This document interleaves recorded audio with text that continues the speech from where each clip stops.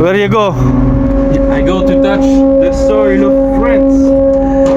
You want to touch the land of France? Only touching, ha? Ano? Hawakan niya daw yung ano, yung lupa ng France. Mahawakan niya lang yung port ng France dito. Okay na daw sa kanya. Up! Yeah!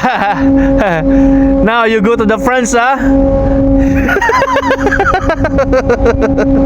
Kasi ano to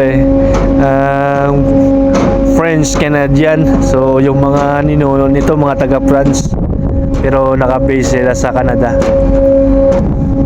Good? Yes. Okay. Say hi. Hi. Bilatibay.